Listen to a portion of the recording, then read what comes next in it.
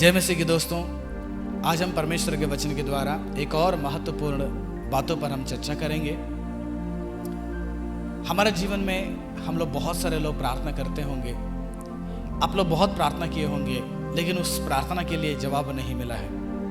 हर कोई व्यक्ति यही सोचकर प्रार्थना करते हैं कि मेरे जीवन में जो जरूरत है वो परमेश्वर मुझे पूरा करें, लेकिन कई सारे लोगों को प्रार्थना का जवाब वहां पर नहीं मिलता है। उदास हो जाते हैं, अफसोस हो जाते हैं, कुछ लोग प्रार्थना करना ही छोड़ देते हैं, कुछ लोग यीशु मसीह से दूरी ही हट जाते हैं। लेकिन मैं आपको एक विषय बताना चाहता हूं कि हमें ऐसे समय को चुनना है। वो कौन सा ऐसे समय है, कौन सा ऐसा घड़ी है जो मेरे प्रार्थना को परमेश्वर बहुत जल्दी से सुनकर उस प्रार्थना के लिए जल्दी से जवाब दे सकते हैं। जी प्रियो, बाइबल में से कुछ समयों को मैं आपको बताना चाहता हूं। वो समय को अपने जीवन में लागू करें। देखिएगा, आप चाहे विश्वासी हो, चाहे पास्टर हो, चाहे कोई क्यों ना हो, आपके हर प्रार्थना को जल्दी से जवाब देगा। आपको एक इससे बेस्ट टाइम दिखाना चाहता हूं, वहां पर आपको इंस्टेंट प्रार्थना का जवाब मिलता है। बहुत जल्दी से आपको परमेश्वर आंसर देते हैं। वो टाइम को आपको मैं बताना चाहता हूं। पहला हम ये समझना है कि प्रार्थना क्या है। 3 चीज हमेशा याद रखिएगा। प्रार्थना वो है, मेरे और आप परमेश्वर के साथ, परमेश्वर के बीच में रहने वाला एक रिलेशनशिप, एक संबंध जो है, उसको हमेशा बरकरार रखने के लिए, बना के रखने के लिए हमें प्रार्थना करने के लिए एक ही तरीका है। परमेश्वर हमारे बीच में रहने वाला संबंध को अगर और भी ज्यादा गहरा लेके जाना है तो एक ही मात्र रास्ता है, वो प्रार्थना है। दूसरा, हमारे आत्मिक सामर्थ्य को बढ़ाना है। ये आत्मिक जीवन में अगर विजय प्राप्त करना है, हमारे पास रहने वाला शस्त्र जो है, वेपन है, वो केवल प्रार्थना ही है। इससे अलावा कोई रास्ता नहीं है। यह प्रार्थना हमारा आत्मिक जीवित में सामर्थ्य भी देता है और विजय प्राप्त करने के लिए एक बहुत बड़ा शस्त्र है हमारे लिए। और तीसरा, हमारे हर प्रकार की जरूरतों को परमेश्वर के पास पहुंचाने के लिए एकमात्र मार्ग है। हर प्रकार की जरूरतें हैं। परमेश्वर नहीं बोलेंगे कि तुम्हारा प्रार्थना नहीं सुनाई देगा। परमेश्वर इंकार नहीं करेंगे तुम्हारा प्रार्थना को। हर प्रकार की जरूरत बता सकते हैं। एक ही रास्ता है परमेश्वर के पास बताने के लिए। इसलिए प्रियो, इसको ध्यान में रखिएगा, ये 3 चीज, और एक समय को नियुक्त करना है आपको प्रार्थना करने के लिए। और वो कौन सा समय है? कोई भी समय है, प्रार्थना कर लीजिएगा, लेकिन खास करके कुछ ऐसा पर्टिकुलर समय में आपको बताना चाहता हूं, टाइम बताना चाहता हूं, ताकि वहां पर आपको क्विकली आंसर प्राप्त कर सकते हैं। सबसे पहला, बाइबल के द्वारा हमें पहला समय वो होता है मध्य रात्रि, यानी कि आधी रात में, मिडनाइट में करने वाले प्रार्थना में परमेश्वर बहुत जल्द से हमें जवाब देते हैं।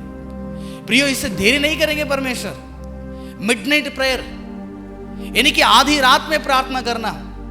मैंने जब इसके बारे में कुछ पढ़ रहा था कि दुनिया में रहने वाले जितने भी चोर लोग हैं ना, जितने भी चोर करने वाले जो रॉबरी करते हैं, वो कौन से समय को चुनते हैं, कौन से समय में ज्यादा रॉबरी होती है। तो जब मैंने देख रहा था तो मुझे गूगल में और कई सारे न्यूज़पेपर में यही चीज मिला।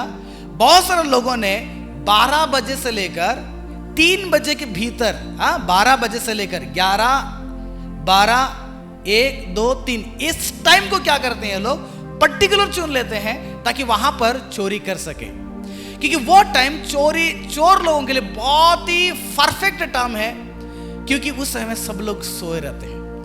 जो भी आदमी है ना, उस समय में जल्दी से बहुत गहरे नींद में रहते हैं, और वो टाइम में चोर जाता है, चोरी करके आराम से निकल जाता है। चाहे बैंक में हो, चाहे ज्वेलरी शॉप में हो, चाहे बड़े बड़े शॉप में हो, मॉल में हो, कहीं पर भी ये टाइम में ज्यादा से ज्यादा लोग चोरी करते हैं। सेम प्रियो, सेम जो चोर है, सोना, चांदी, पैसा, कपड़ा, उसको चोरी करने के लिए टाइम नियुक्त किया है। एग्जैक्ट हमारा जीवन में भी शैतान हमारे आशीषों को चोरी करने के लिए, हमारा परिवार को बर्बाद करने के लिए वो टाइम चुन लिया, जो टाइम में आप परमेश्वर के पास जाना चाहिए, लेकिन वो टाइम शैतान ने क्या कर दिया है, वो चोरी कर लिया अपने जीवन से। ये टाइम को आप परमेश्वर के पास जाकर, परमेश्वर के सम्मुख में जाकर प्रार्थना करना चाहिए। बाइबल में घटना है, आप अगर उस घटना के बारे में ध्यान करते हैं तो प्रेरितों के कामों का वर्णन 16 अध्याय का 16 पद में आप पढ़ते हैं। 16 अध्याय को उधर जाके पढ़िएगा। पौलुस और सिलास ने फिलिप्पी शहर में सुसमाचार के लिए निकल पड़ते हैं। वहां पर सुसमाचार के लिए जाते समय, प्रार्थना आराधनालय जाते समय में वहां पर एक बावी कहलाने वाले एक दुष्ट आत्मा, जो पाइथोना डेविल स्पिरिट जो है उस औरत के अंदर हमेशा प्रवेश करता था। और वो जो devil spirit Apollo, God of Apollo बोलते हैं कि अपोलो नाम के एक देवी का वो दुष्ट आत्मा था, और वो इसके अंदर प्रवेश करके कई सारे लोगों को झूठ भविष्यवाणी करवाना, कई सारे लोगों के जीवन में तंत्र मंत्र के द्वारा आशीषों को प्राप्त करने के लिए कोशिश करना, कई लोगों को भटका दिए थे इसने। और एक दिन पौलुस और सिलास ने प्रार्थनालय में जाते समय में इनको देखा, एक दिन देखा, और ये जैसे देखी वैसे पौलुस और सिलास का बड़ाई करने लगे। देखो, परमेश्वर का एक परम प्रधान के बच्चे लोग, सेवक लोग हैं, और ये उद्धार के रास्ता को बताते हैं, ये बहुत ही पवित्र परमेश्वर के लोग हैं, ऐसे तारीफ करने लगे। एक दिन किया, 2 दिन किया, 3 दिन किया, लगातार यही आदत हो गई उसके जीवन में। जब भी पौलुस और सिलास को देखते हैं यही शब्दों को इस्तेमाल करके परेशान कर रहे थे। एक दिन पौलुस को गुस्सा आ गया और उस स्त्री के अंदर रहने वाले उस दुष्टात्मा से छुड़ा दिया। हे शैतान, उससे तुम बाहर आ जाओ। पौलुस ने कहा, बाहर आ गया। अब ये औरत के द्वारा कई सारे लोगों को प्रॉफिट था वहां पर, क्योंकि वो कमाएगी और वह पैसा लेके जाकर उनके मालिकों को देती थी, वह पैसे से वो अपने जीवन को बिता रहे थे। तब उनको गुस्सा आ गया। पौलुस ने उस आत्मा को छुड़ाने का कारण यही था कि दुष्ट आत्मा से ग्रस्त होकर, दुष्ट आत्मा से पीड़ित होकर, और वो परमेश्वर की अगर सेवा कर रही है, अगर परमेश्वर के नाम को बड़ाई कर रही है, अगर सच्चाई को भी बोल रही है, तो वह पौलुस को स्वीकार नहीं था। पौलुस को और परमेश्वर को यही स्वीकार है, संपूर्ण रीति से हम परमेश्वर को स्वीकार करें, पवित्र आत्मा के प्रेरणा से हम सुसमाचार करें। लेकिन दुष्ट आत्मा से प्रेरित होकर वो यहां पर इन लोगों के बारे में बढ़ाई करती थी, और दिन में क्या करती थी, लोगों को गलत रास्ते में सिखाती थी। इसलिए परिपूर्ण से उसके अंदर की आत्मा को पौलुस ने छुड़ा दिया। और ये चीज उधर के मालिकों को पसंद नहीं हुआ, क्योंकि इसके ही द्वारा उसको बहुत सारा बेनिफिट था ना। तो इसलिए उन्होंने पौलुस और सिलास के ऊपर गलत मुकदमा डालकर उसको बंदी गृह में डलवा दिया। बाइबल कहता है उनके कपड़े फाड़कर, उनको कपड़े फाड़कर, मार के, पीट के, घायल करके, बांधकर सलाखों के बीच में जेल के अंदर उनको डाल दिया आधी रात में। तब आधी रात में क्या हुआ देखिए, तो 16 अध्याय का 25वां पद में पढ़ना चाहता हूं। आधी रात के लगभग पौलुस और सिलास प्रार्थना करते हुए परमेश्वर के भजन गा रहे थे। पौलुस और सिलास ने आधी रात में उठकर प्रार्थना करते हुए परमेश्वर के भजन, प्रार्थना भी कर रहे थे और गीत भी गा रहे थे, प्रार्थना भी कर रहे थे और वर्शिप भी कर रहे थे। कब? आधी रात में। मैं याद रखिएगा, आधी रात में करने वाले प्रार्थना कितना सामर्थ्य से भरा रहता है, आधी रात में उठकर करने वाला प्रार्थना कितना मजबूत रहता है, हमारा आत्मिक जीवित के लिए कितना जरूरी है। इस चीज को हमेशा याद रखिएगा, इस चीज को हमेशा याद रखिएगा। आधी रात में उठकर ये लोग प्रार्थना भी कर रहे हैं, भजन भी गा रहे हैं। तो क्या हुआ देखिए, तो वहां पर ये लोग प्रार्थना करते हुए, गीत गाते हुए आधी रात में उठकर प्रार्थना, गीत का प्रार्थना, वर्शिप कर रहे हैं। क्या वहां पर बदल गया, क्या चीज वहां पर हो गया पता आपको? पहला, कैदी उनकी सुन रहे थे। जब ये लोग आधी रात में उठकर प्रार्थना कर रहे हैं और गीत गा रहे हैं, सबसे पहला परिवर्तन, सबसे पहला चंगाई, सबसे पहला बदलावट, जो आज कई सारे पास्टर लोग, कई सारे सेवक लोग, कई सारे लोग सोचते हैं कि मैं लोगों को सुसमाचार करता हूं, तो क्यों वो लोग स्वीकार नहीं करते हैं? लोग क्यों नहीं बदलते हैं? लोग मेरे बातों को क्यों अंगीकार नहीं करते हैं? प्रिय परमेश्वर के लोगों, यहां एक याद रखिएगा, तुम्हारे प्रार्थनाएं या तुम्हारे सुसमाचार अगर कई सारे लोगों के लिए आशीषदायक बनना चाहिए, तो तुम्हें आधी रात में उठकर उन लोगों के लिए प्रार्थना करना जरूरत है। आधी रात में उठकर तुम्हारा परिवार के लिए प्रार्थना करना जरूरत है। आधी रात में उठकर तुम्हारा भविष्य के लिए प्रार्थना करना जरूरत है। आधी रात में उठकर अपने सेवकाई के लिए प्रार्थना करना जरूरत है। आधी रात में उठकर आपके सामना होने वाला हर एक दुष्ट अंधकार के शक्तियों के लिए, शक्तियों से छुड़ाने के लिए, उनसे लड़ने के लिए सामर्थ्य अगर आपको चाहिए, उनसे लड़ने का विजय प्राप्त करना चाहिए, तो तुम्हें आधी रात में उठकर प्रार्थना करना बहुत जरूरत है। प्रियो, बाइबल बताती है कि आधी रात में जब उठ के प्रार्थना किए, कई लोग उनको सुन रहे थे, कई लोग सुन रहे थे इनके प्रार्थनाओं को। देखो, पहली चमत्कार, आधी रात में प्रार्थना कर रहे हैं, कई लोग सुन गए। दूसरा क्या हो गया होगा?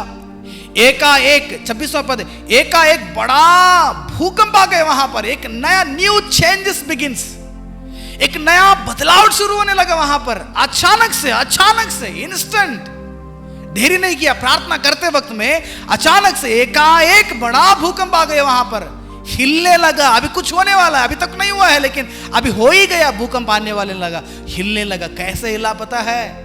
यूं ही नहीं हिला प्रियो, इनके प्रार्थना से भूकंप ऐसे हुआ कि बाइबल बताता है कि बंदी गृह के नींव हिल गए।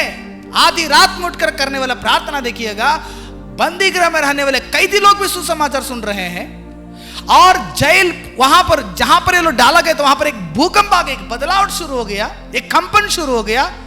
और ये ऐसे ही नहीं है, पूरा फाउंडेशन से क्या हो गया, ये हिलने लगा, पूरा हिल गया, नींव ही हिल गया उधर।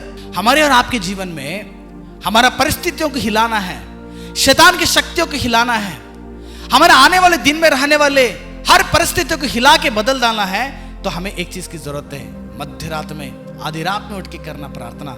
वह प्रार्थना बहुत मजबूत रहेगा। देखिएगा क्या हो गया, बंदी गृह की नींव हिल गई और तुरंत सब द्वार खुल गया।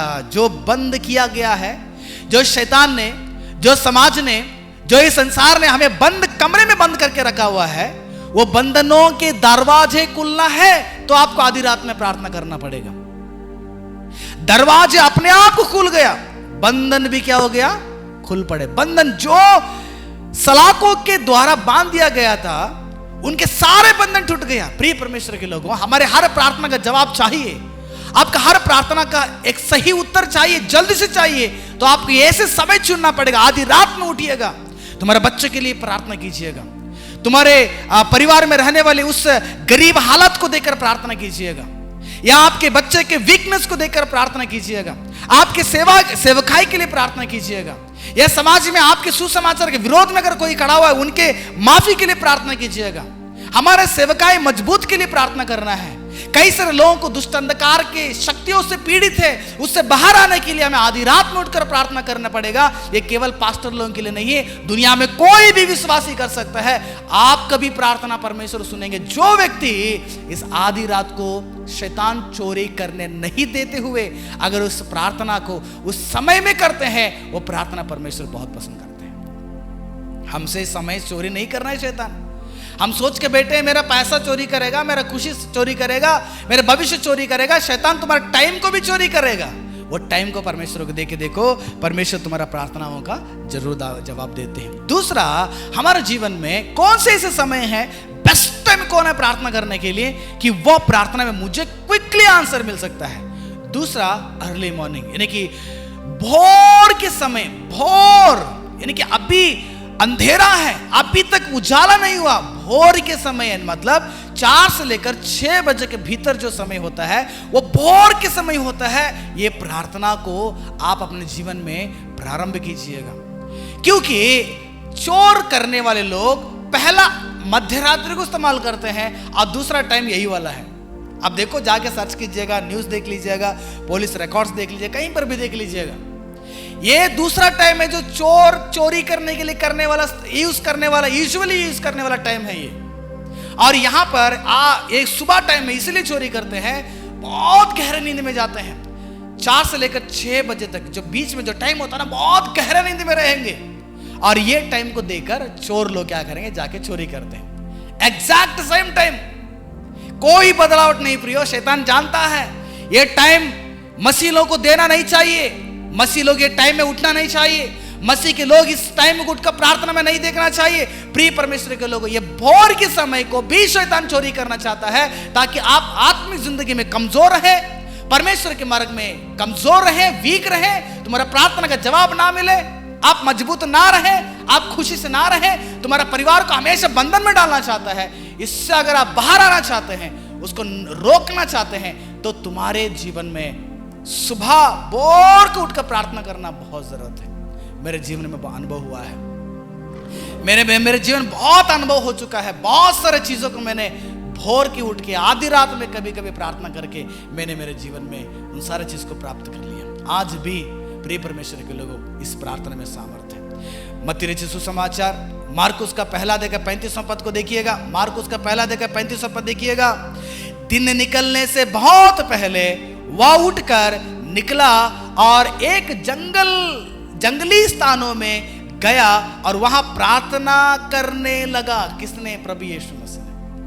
एक जंगली जगह को, सुनसान जगह को यीशु मसीह ने देखे और वहां पर अभी सुबह उठकर भोर को दिन निकलने से पहले यीशु मसीह ने उठ के वहां पर क्या कर दिया? प्रार्थना करने के लिए चला गया। पता है प्रियो, यीशु मसीह को प्रार्थना करके ही हर चीज को प्राप्त करने की जरूरत नहीं था।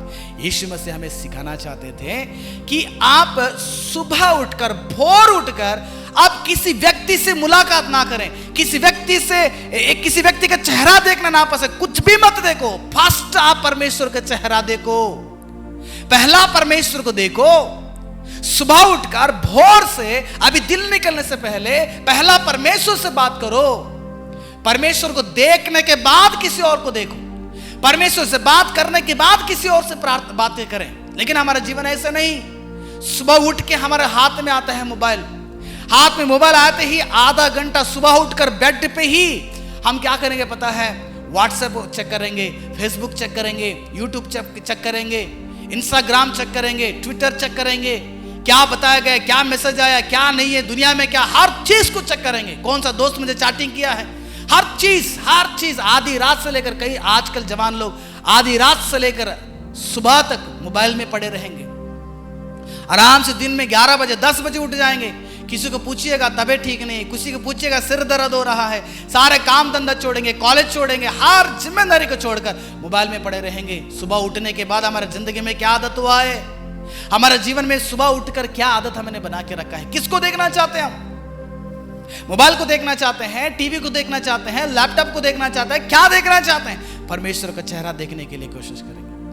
पहला सुबह उठकर परमेश्वर से बात करने के लिए कोशिश करेंगे। प्रभु मैं पहले आपसे बात करूंगा, आपके चेहरा देखूंगा, उसके बाद मैं किसी को देखूंगा, किसी से बात करूंगा। यह सोचकर जब प्रार्थना कीजिएगा। इसीलिए तो यीशु मसीह के जीवन में ना पाप हुआ, यीशु मसीह के जीवन में शैतान प्रवेश नहीं किया, यीशु मसीह के जीवन में हर जगह में विजय प्राप्त हो गया, यीशु मसीह के जीवन में हर कार्य में रास्ता ऐसे ही खुल गया। प्रभु यीशु मसीह एक मनुष्य बनकर इस संसार में आने के बाद भी, हमारे जैसे एक मनुष्य बनकर आने के बाद भी, परमेश्वर होते हुए मनुष्य बनकर इस संसार में आने के बाद भी यीशु मसीह के जीवन में एक विजय हम देख सकते हैं। प्रिय परमेश्वर के लोगों, तुम्हारे जीवन में तनाव, तुम्हारे जीवन में क्लेश, ये सारा चीज परमेश्वर के प्रार्थना से दूर नहीं करने बिना, ये सारा चीज परमेश्वर के पास प्रार्थना में आपको खींचना चाहिए, प्रार्थना के करीब आपको आना चाहिए, परमेश्वर से प्रार्थना करना चाहिए। ये निर्णय ले लो, प्रभु मैं मेरे जीवन में सुबह भोर उठता हूं, पहले आपको देखता हूं, आपसे बात करूंगा, उसके बाद मैं दुनिया को देखता हूं, दुनिया से बात करता हूं।